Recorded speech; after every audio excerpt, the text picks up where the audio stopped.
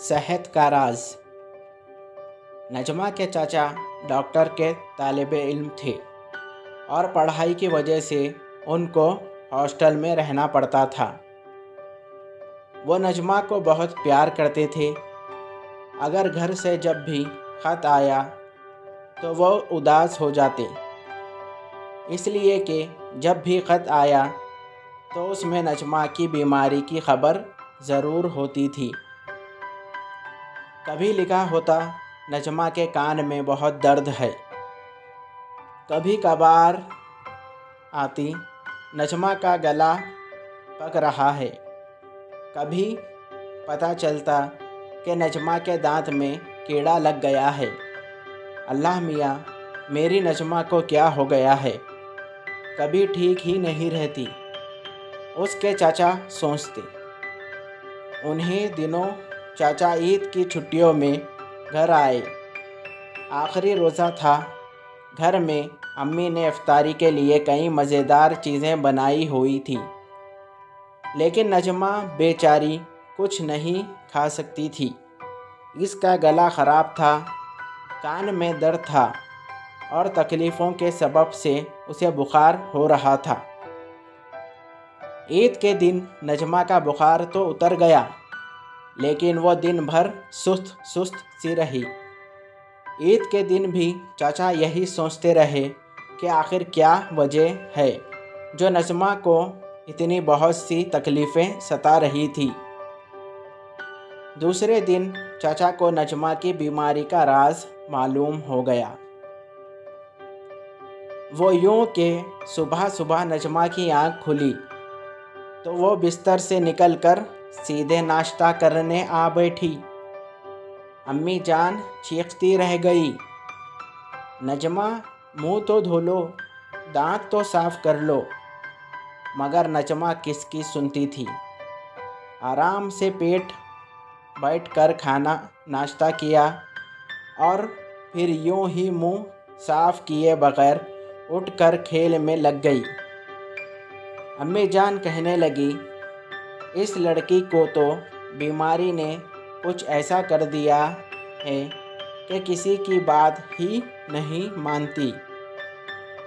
चाचा जल्दी से बोले, ये बात नहीं है, बल्कि बात ना मानने की वजह से ये बीमारी रहती है।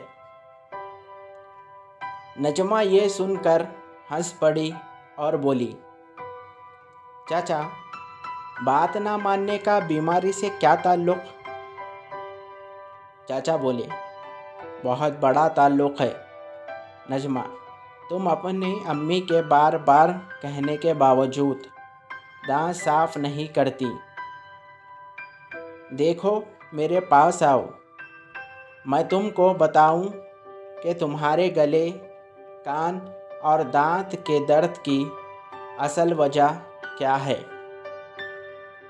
नजमा भागकर चाचा के पास आ गई और बोली, जी बताइए क्या वजह है। वो बोली, सुनो नजमा, खाने पीने के बाद अगर खूब अच्छी तरह कुल्लियाँ ना की जाएं और दांत साफ ना किए जाएं तो तुम्हारे मुंह में ग़िज़ा के ज़र्रे रह जाते हैं, जो रात भर में गलसड़ कर जहरीला मादा बन जाते हैं और फिर अगर सुबह को दांत साफ किए बगैर खा पी लें तो वो सारा जहरीला मादा सांस की नाली और मैदे में पहुंच जाता है, जिसकी वजह से कभी गला ख़राब हो जाता है और कभी पेट में दर्द होने लगता है। गला ज़्यादा पक जाता है तो उसके सबब से कान में भी दर्द शुरू हो जाता है। नजमा ने पूछा, और चाचा, दांत में कीड़ा कैसे लग जाता है? चाचा ने कहा, वो तो बिल्कुल साफ बात है। जब तुम कोई मीठी चीज़ खाकर कुल्ली किए बगैर फिरती रहोगी तो कीड़ों की दावत का सामान हो जाओगा और वो ज़रूरत तुम्हारे दांतों में बसेरा करेंगे।